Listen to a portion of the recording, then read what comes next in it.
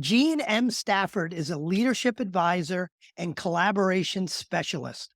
She helps boards, CEOs, and executive teams get big things done, even when the people involved have differing agendas and opinions. Jean's given hundreds of talks to clients such as Columbia University, Standard& and Poor's, and Thomson Reuters. She is the immediate past president of the National Speakers Association in New York City. Jean's the creator of the leadership concept, the devotion factor, lead with what you're for. Before opening her advisory firm, Stafford and Company, she worked in a leadership role in the office of the mayor of New York City, where she created programs that boosted economic development and collaboration internationally. Jeanne is the mother of two extraordinary young men and lives in New York City. I had the honor of serving on the board of the New York City chapter of the National Speakers Association when Jeanne was president. And I will tell you that I have led volunteer organizations before, and that is the toughest thing I've ever done in my life. And the fact, Jeanne, that you did it with such kind of grace and productivity and creativity and got things done, and you were tough when you needed to be, gracious and thankful when you needed to be. So that to me is all I need to know. So thank you Mm, for doing that, and thank you for doing the show. My pleasure, Mike. It's really my great fortune to be here. I'm excited.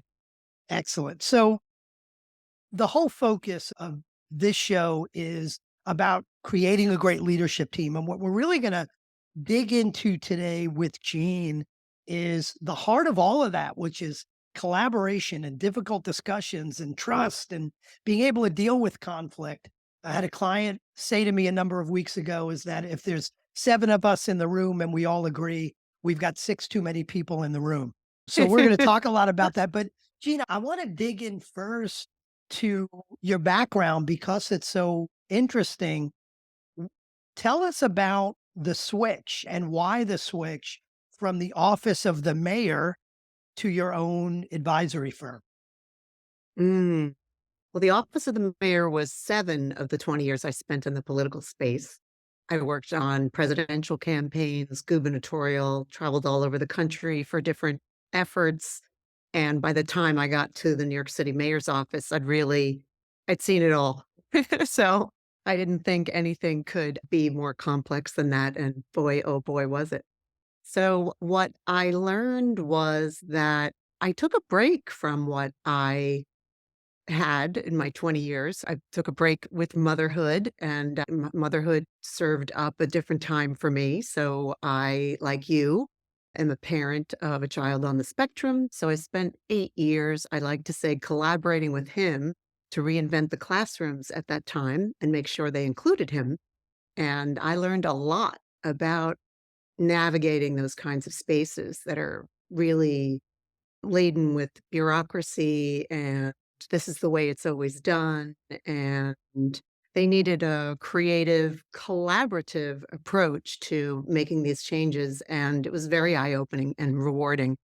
And then a few years, maybe let's say at the end of 8 years of that, people started asking me to coach and work with people who were in the political space. And I started going back as a coach, and then I ended in the coaching space just out of the blue, helping people with their speaking and speaking myself on behalf of points of view and advocating for different issues. And the next thing I knew, I was in the speaking lane. And I took that to a whole new level by hosting an event and using it as a way to collaborate with future clients and work a beautiful referral type relationship environment. And that's how I ended up at the National Speakers Association, where you and I met and had the great honor to work. So it's been a beautiful journey, lots of reinvention, and along the way, a lot of strong, terrific relationships that I've learned a lot from. So we'll probably get into this deeper later, but is your work right now still very much in the political space? Or are you working more with for-profit organizations? Give us a sense of your focus these days. My clients now are in the private sector. I have a lot of clients in the wealth management space, in the small business space. People come to me through referral. If I've worked with someone or someone's attended one of my events or one of my coaching sessions, they in turn refer me. So pretty much that's where it is. I do work with people who work in the political space, but they aren't necessarily candidates at this time. But I wouldn't turn my nose on that's for sure. I think now is the time to help people who have a vision and the courage and the desire and the focus to want to be a public servant. I've had the honor, great privilege of having a front seat to some of the best. So I look forward to possibly adding that to the things that I do in the future. But right now, Well, it's pretty much private sector. it's no wonder then that you did such a good job leading a volunteer organization, because I can't even imagine working in the political arena these days, let alone 30 years ago. For it's still tough, but I can. And in fact, in the private sector, very often people speak negatively. Oh, it's a very political environment. That's a negative thing to say, and that's what you've done, and that's what you probably still will do. So good for you. I'm glad you're doing that, because I can't imagine jumping into that arena. That's got to be crazy difficult. Yeah. Well, the very interesting thing about that word, it's a political environment. Of course, it's a political environment. Everything's political. Parenting is political. Being married has political nuance to it. Everything is politics. So I enjoy working with people and helping them uncover some of those really heavy characteristics we put around certain words that we use that keep us from engaging on a level that our country was founded. Some of the best businesses in this world were founded. Some of the most powerful people in the world embrace that kind of energy and life that is quote unquote political. Because in my experience, when people learn how to navigate that space with its heat, with its discomfort, with conflict, as some people like to call it, and they do it with a strong point of view and an understanding and a desire to have a common goal achieved with other people, then you get it done, and you get it done with a lot of routine. I love that you say that 30 years ago, I mean, not much has changed in the work of electing someone anywhere. I mean, if you wanted to run for Congress in the 1980s, you found out who voted last time, and you got a list of those people, and then you went and knocked on doors, and you hope to get those votes and then some more. Now, obviously, it is a very intricate, elaborate kind of idea to, get endorsements and have the backings of people, but face-to-face work is part of the political process then and today. And face-to-face work is part of the great work of leaders today. And that's one of the things you and I experienced together at the time. We were all collaborating, the entire group of volunteer board members were collaborating to bring people back in person after being on video for a year and a half. That's a big deal. So we didn't have a lot of buy-in. We had a lot of people who were concerned, who had their political, well, I can't even say their take on it, right? Their take on what they wanted. So we looked to collaborate by adding virtual events and, the in-person events. And slowly but surely, everybody who wanted something was getting what they needed. And then slowly but surely, we were able to increase that people coming to the meetings. And, you know, it's a perfect sample to look at that period in time and make sure that we learn enough from it to look at the next thing that happens, because the next thing is right around the corner. It always is. And make sure that we look at that next thing with familiar eyes instead of, what's this? I think it's very important for us to be learning from each of these events. So, Absolutely. And I love what you said, with the word politics, which has this negative connotation in the business world. And I love the perspective of that. It's not good or bad. It's just that's life, and that's the way things get done. And you've got a quote on the homepage of your website that I want to say the quote, and then I want to dig into it a little bit with you, because I think it's so important. And I think it's the heart of what I want to talk to you about. And the quote is, "We've been taught that conflict is fearsome. When we understand that conflict is actually an energy that can bring us all together, our dreams and accomplishments become bigger and better." So conflict is Mm. normally this dirty word, and we're afraid of conflict. Dig into that quote a little bit for us. Mhm, mhm. Well, conflict is the result of something not getting done. We're stuck. What we've sought to achieve is not there, and there are things in the way of it. And the example I like to give is that we all, the greatest events that have ever happened in the world, and the reason I loved working in politics so long, and the reason I actually worship, using that in a funny way, election day is because it can't be moved. It stays there. And no matter what, so when someone is running for office, they can't move election day. Everything must end on that day. So what I learned about conflict from 20 years in the political space, and I apply a lot of the strategies learned there into the private sector spaces that I work with, is that the common goal is the greatest focus. And the more the very diverse people coming together focus on the common goal, they are replacing the amount of things they have a problem with exactly what they're getting done. So I talk about getting big things done no matter what. And conflict is an opportunity to, I like to say, not necessarily understand people, but have an opportunity to solve a problem together through what makes you the same. And what makes us the same is the fact that we have this common goal we want to achieve. The people that I worked with in those very heated situations weren't my best friends. And sometimes I'd go to a meeting at 7:30 in the morning, and that one of the people at the meeting would be fired by 3:30 in the afternoon. It was a common practice. It was a volatile environment.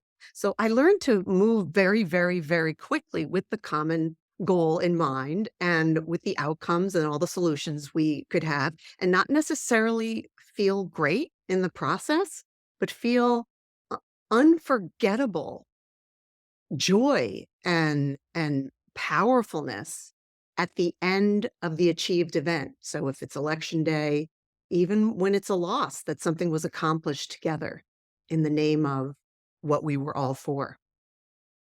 Love the concept of the common goal. And I want to dig into that because if you look at the political environment, and I want to quickly move us to the business environment because that's who's listening to this. But if you look at the Mhm. political environment, many would say, maybe mistakenly, that we don't have common goals anymore. The left wants this, the right wants this. There's no common goals. And very often in business, we make that same mistake of diving into the details and having this conflict over the details and not necessarily believing or maybe not seeing that above all that crap is a common goal that we have. Is that the first step when you're entering conflict? Is that the first step to figure out what that common goal is? I do believe that, yes, that you said something at the start that I wanted to address that went out of my head. I'm so sorry. The political We can left and take, right? yes. What we're being sold right now, and this really leads into the leadership and development platform that was born from this very common conversation I have, like the one I'm having with you. What was born is that we're in a brand new world now. With in the past 20 years, more technology has been introduced to the human body than the human body was designed to digest. So, what we focus on matters, and where we get what we're going to focus on matters. We have a great opportunity to be in collaboration with everything we take in and receive every day, and how we share that with the people we're getting work done with, and how we're leading them, and how, even more impactfully than we're leading them, how we're giving them the freedom to work on their own and believe in what it is, believe in the path they're going to take to get the common thing done. And we can get back to business and you can ask me more about that. The point being that we have to take back what we're what we're taking in. We have to, now is the time more than anything that you may be clicking on something and you may be seeing something that represents a piece of information that you probably could learn a lot more about 6 pages later. one of the things that's so beautiful about a longer conversation like the one you and I are having is it's not a sound bite. Well, you'll make sound bites out to attract people to come to it. But most of the people, like your TED Talk, will take the time to sit through a story. And the story that you delivered in your TED Talk, love to give a shout out Let to the let great let's Mike let's Goldman. just keep talking about me, by the way. I like that. Well, I want to bring up that story because in that story, you tell us about conflict. And then you tell us about one of the most powerful things you have as a leader, and that is a coach. Someone in your life to check and ask you the right questions so that every time there's a conversation with that collaborator in your life, you are one notch higher than you were the day before. That's why we pick people to collaborate with us to grow. And so you also invite in there some really powerful nuances to how we could all pay more attention to how powerful we are to make the world a better place. And this is where Mike Goldman and Jean Stafford are very much aligned. It's an opportunity for all of us to breathe new life into the types of things we're giving our attention to. And when I constantly talk about what's the common goal, I'm doing this because a lot of people are losing sight of that because there's that wonderful cartoon where a dog sees a squirrel and throughout the cartoon, that someone says squirrel and the dog looks and, constantly can't stop looking at the squirrel like my dog when I walk him. And that's a little bit what like we are when we're getting throughout our day and we're having a little dance with this piece of machinery and all the little lovelies that come up on our computer and all the distractions. So while we can continue to talk about politics as a volatile place or a place where people want to say nothing good is happening, I really beg to differ. We live in an incredible country. We have a lot of checks and balances. And Mike Goldman, I've heard it all. I've heard it all. I've heard everybody tell me what they want me to know about what's wrong with the system. And what I can say beyond a shadow of a doubt is no matter what's happened, we keep on going. We keep on, heading in a direction that we're safe in this country and people are working hard to be here. Does this system need reinvention? No question about it. Do the people who are running for office and the people they're raising the money from need a little bit of check? And do we need to relook at that? Absolutely, no question about it. Is the system still working? Technically, yes. Could it be better? Of course. What does that take? A lot of people focused on what we're going to get done together. A lot of people focused on exactly what your TED Talk was about. How can we come together? If you're handing all your power over to the person you're voting for on election day, or you're handing all your power over to the person you work for, and you're not coming up with new ideas, you're not examining your own strategies, you are not looking deeply at what you're for and how you exist in this world, then you're part of the problem.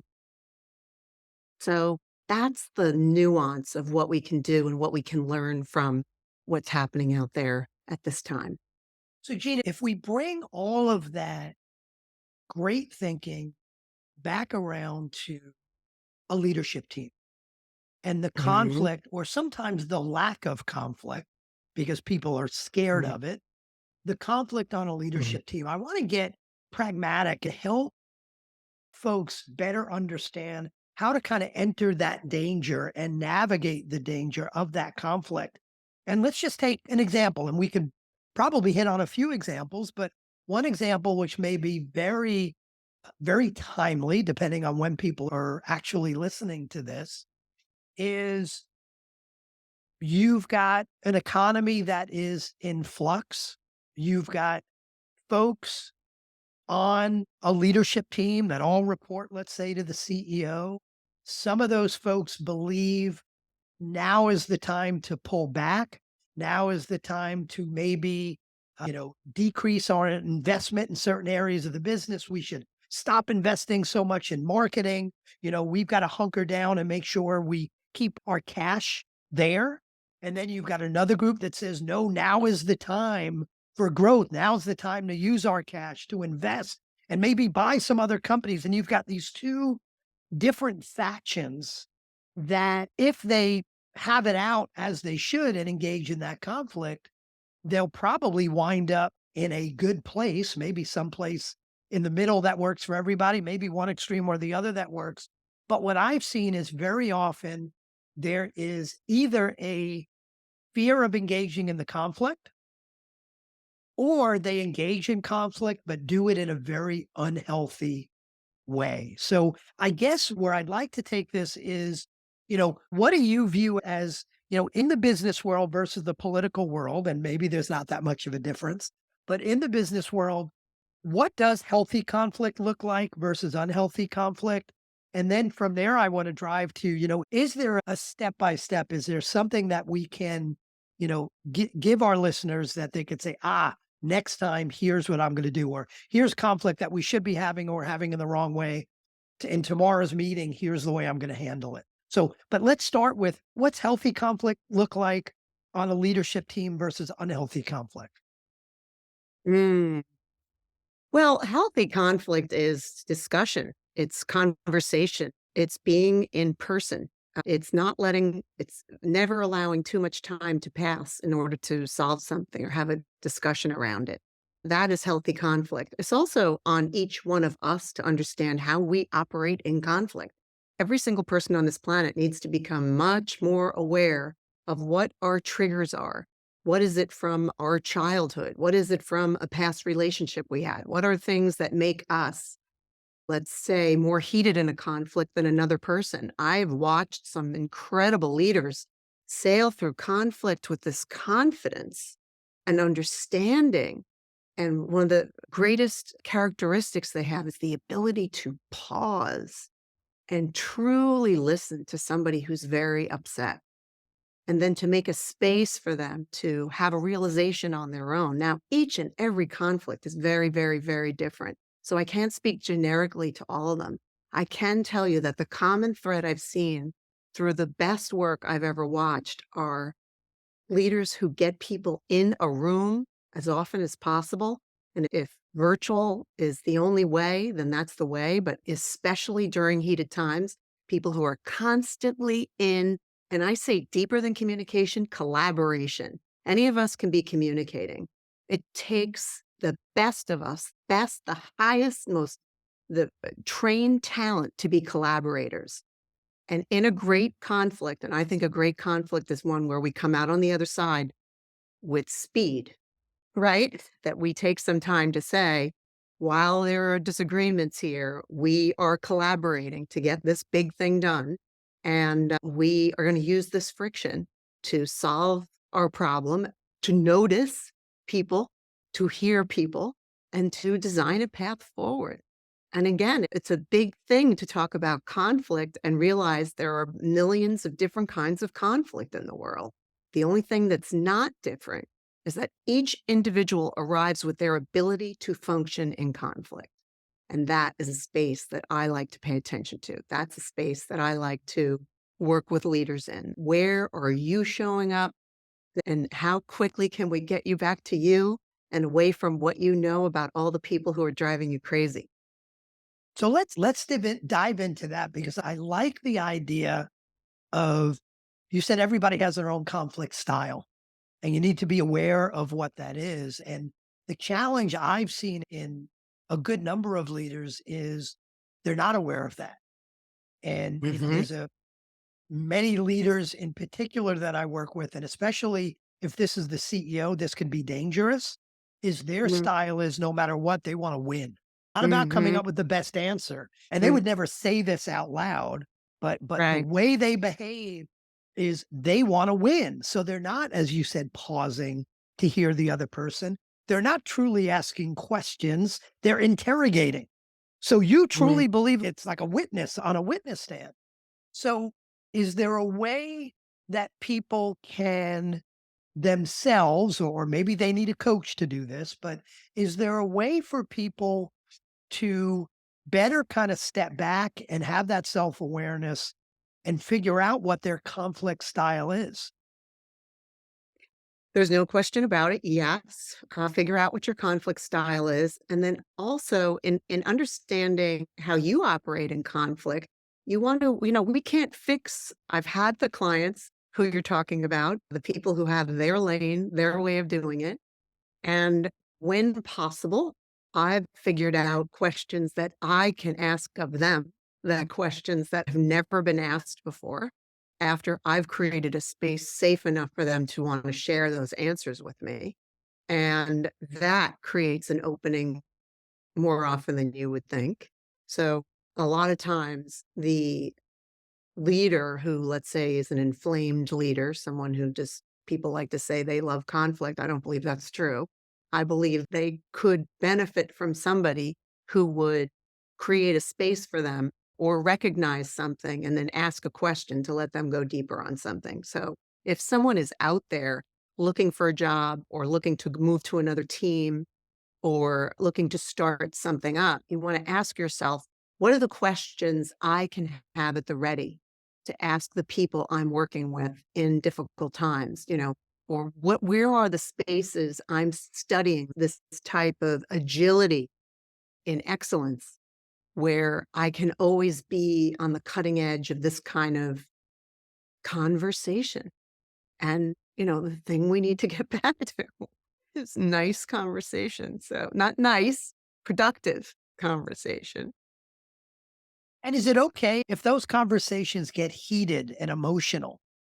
Is that okay or Yeah. is that a danger sign? Yeah. Well, of course. I mean, if you can't be in a conversation that's heated and emotional, you need to look at why, right? A conversation that's heated and emotional, some people might believe on the other side of this heat and emotion is the end. I'm going to be fired. This person's not going to be in my life anymore. Something's over. The reality is, on the other side of a really good conversation that might get heated is usually resolution in that, oh, good, we got to air that. And so now we're on the other side of it. When most times in most conversations, they're just to air a grievance.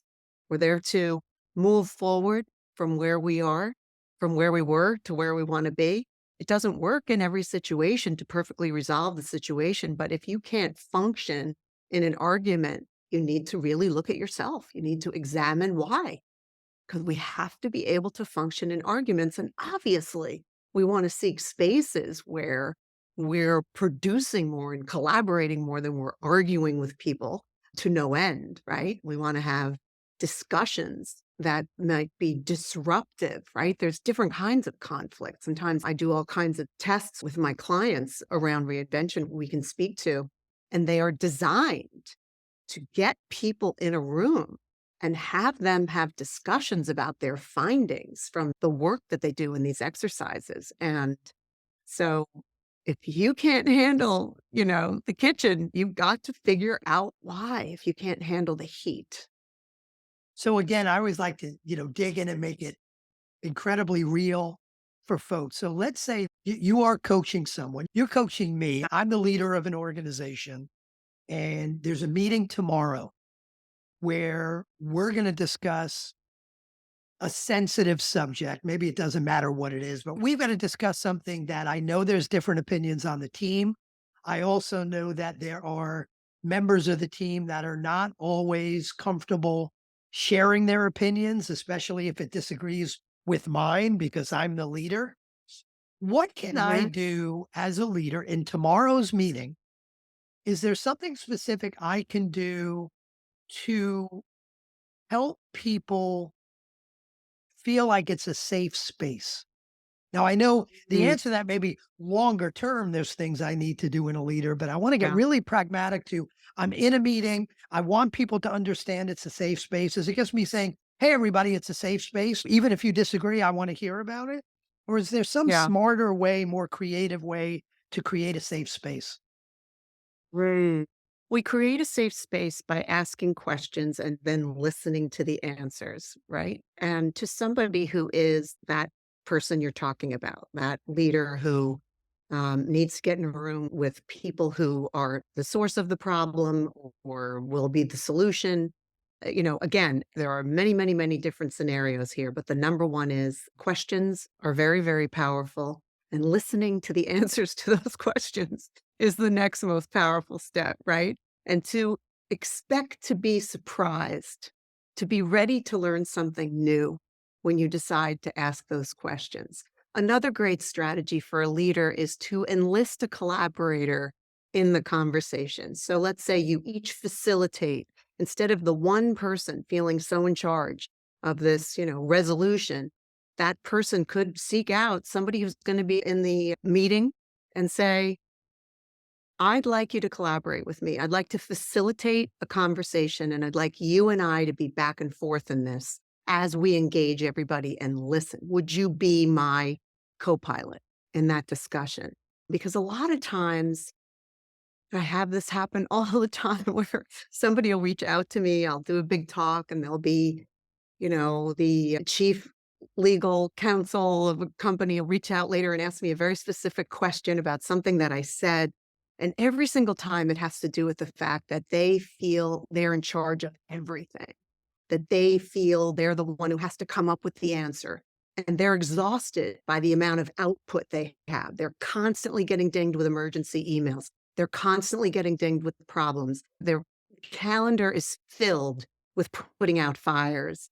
And so, a great strategy for that type of individual, somebody who's so high up, who has none of that breathing space, is to, in the future, today and tomorrow, create a practice of enlisting a co-facilitator in these conversations. It does a number of things. First of all, it brings in some great ideas that you wouldn't expect because you've taken the heat off yourself and you're sharing the space.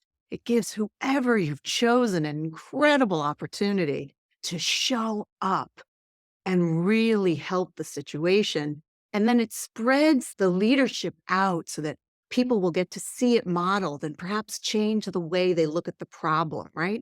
If you want to look at a problem differently, change the way the room looks and feels and sounds. And collaborating with someone else is a great strategy for that. I love both of those ideas. And collaborating with someone else I love because it has, in effect, it accomplishes something that some leadership teams attempt to accomplish when they hire you or they hire me. Sometimes the reason they hire me is so the CEO can participate in the debate rather than facilitating. So I love the idea that by having a collaborator, both of those folks get to share in the facilitation, but they could also do a better job of participating because in participating, they're now not going to dominate the discussion like they would if they didn't have that collaborator. So I love that. And I also want to go back to the first thing you said, which was ask a lot of questions, listen. And here's the key. You said expect to be surprised. And the reason why I think that's so key is because when people hear I've got to ask questions and listen, to me, that's about 10% of it. Because the questions people answer is again like they're interrogating someone. They ask a question to make a point, not to Yes. learn, not because they're truly curious. They're asking a question to Yeah. make a point. And it's obvious, Yeah. and they believe they've got this technique. I'm asking a question and I'm listening. No, you're bashing somebody over the head. But if you have focus and a mindset of truly being curious to what the answer is, to your point of expect to be surprised. If I'm going to expect to be surprised, I better truly be curious as to what the answer is.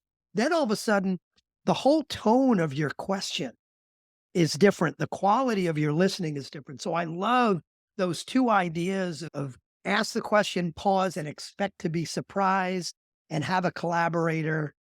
That's gold. That's gold. Tell us more about what the devotion factor is. Mm. Well, the devotion factor was born of all these conversations year after year after year.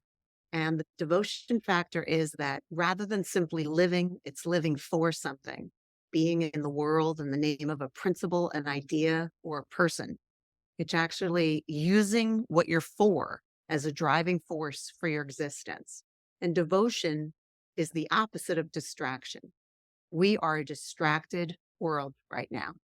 And I believe it's actually a beautiful time in history for us to become aware of that and focus more on what it is we're for with unimaginable intention every single day. And then to share our strategies with others.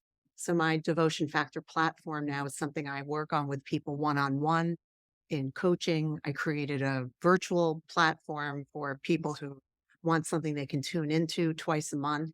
And I speak a lot about the devotion factor and how we can activate it to lead people very similarly to what I was talking about with enlisting someone else to help you, right? That was born of a conversation that I had with somebody and so many other instances.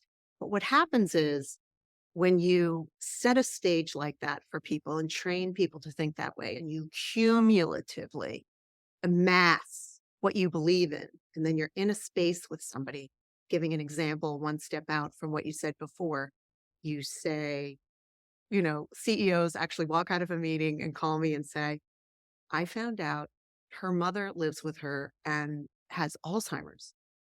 I had no idea. I had no idea. I feel terrible.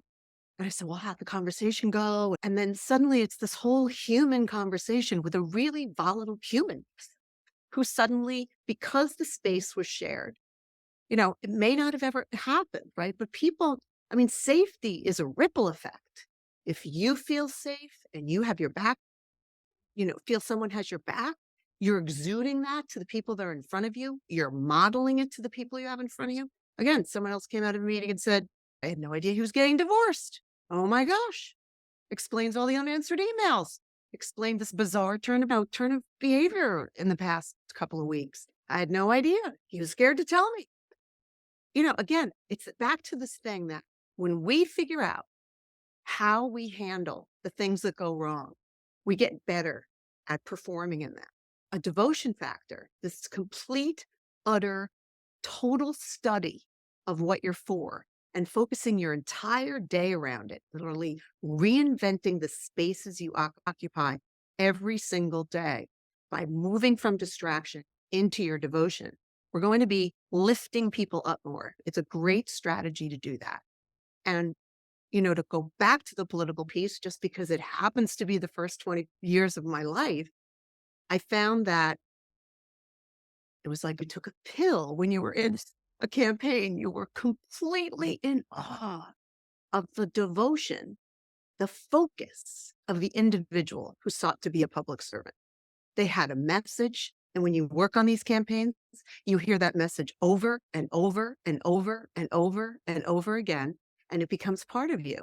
And you become part of what they're for. And this is why you watch hundreds of people show up at a campaign, thousands of people pack a stadium. Because when anybody talks about what they're for that much, that often, there's a surge of activity. So when I dance this very delicate bridge to bring this idea that I learned in the political space into the business space, it's that. It's that piece that we're all here in service. We're all here for something for the greater good.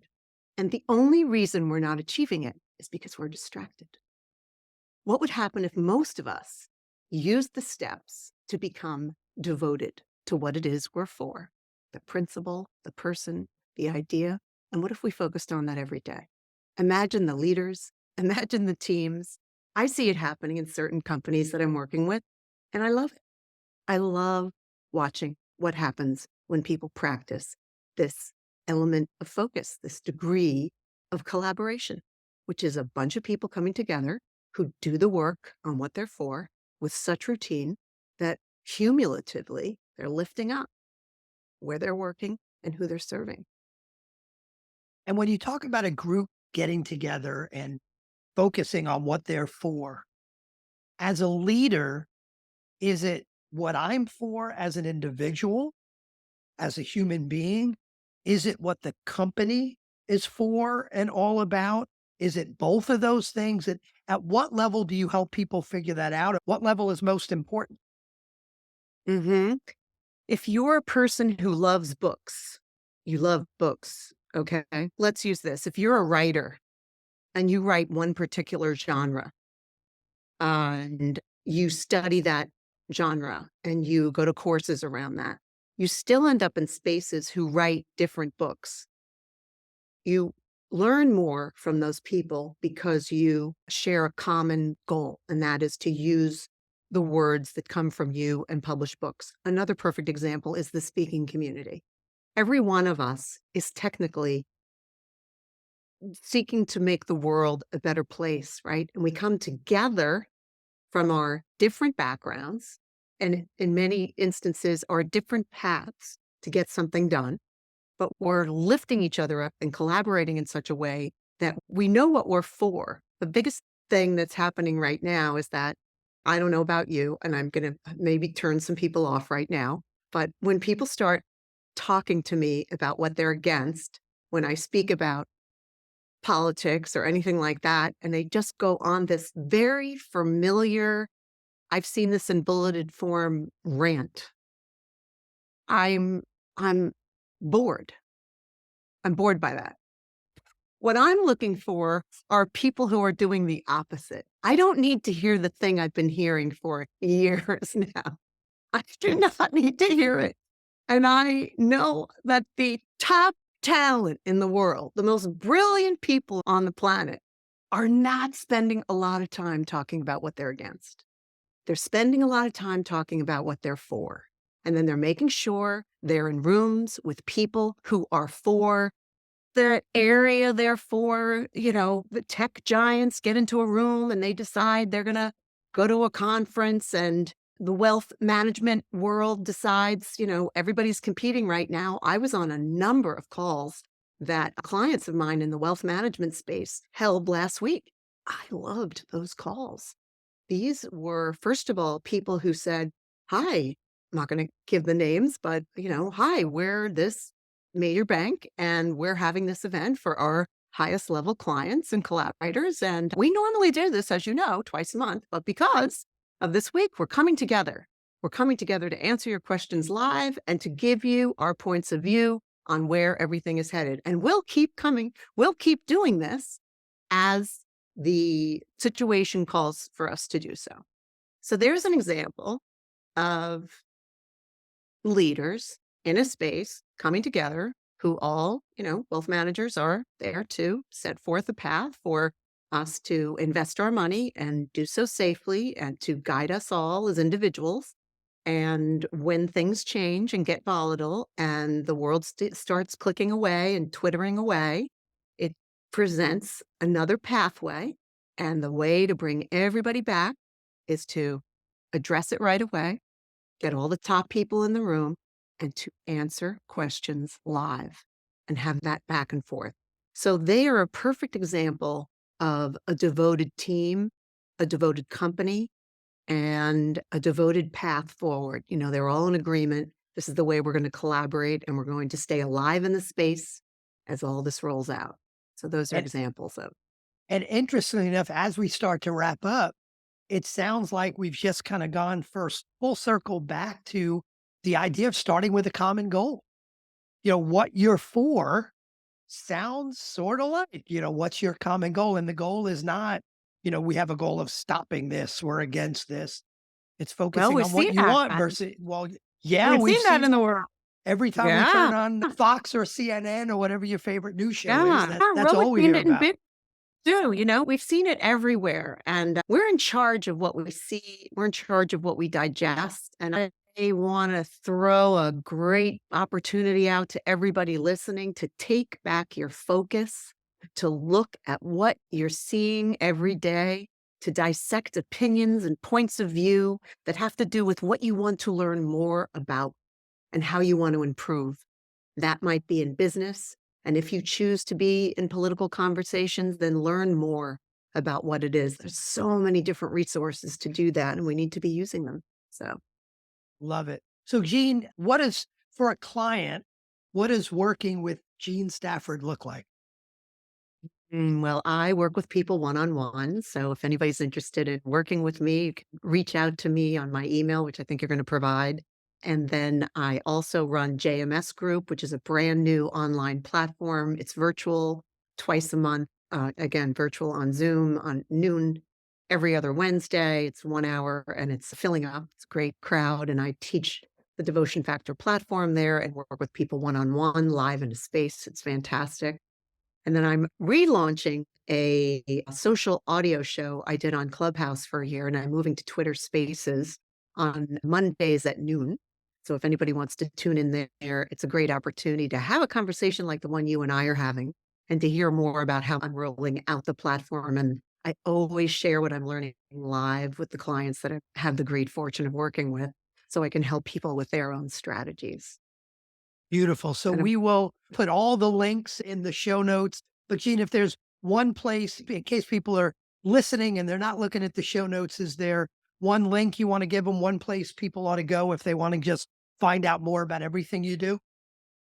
Absolutely. JeanneMStafford.com. And of course, I am also a facilitator and professional speaker. So when I speak about that person who plays on the right hand side, I have the great fortune of playing that role with clients now where they're having smaller events and they need a facilitator to help design an event that lands with what their message is and train everybody in the team to do that. That's one of the things that I do. So JeanneMStafford.com, JeAnne, middle initial M, Stafford.com. Excellent. And for those that may be watching on video, and Gene, maybe you saw, is I was taking notes throughout this. So that's my judge of a good show is when I'm taking notes and there's things I say, oh, I'm stealing that to use with my clients. Oh, I'm going So to reframe that, Mike Goldman. Tell you what, you are receiving that, and I am providing it with glee, and that is true collaboration. love it. I don't remember who said this, and Gene, you may remember because it may have been an NSA meeting. Someone said, if you copy from one person, that's plagiarism. But if you're copying from 10 other people, that's research. So I just make sure when I steal stuff, I steal it from a lot of people and I That's call it funny. research. You're But repeating it. but Gene, thank you. Thank you for giving. I was receiving. So thank you so much for doing this. This is great. My pleasure, Mike. Thank you for having me. Bye bye.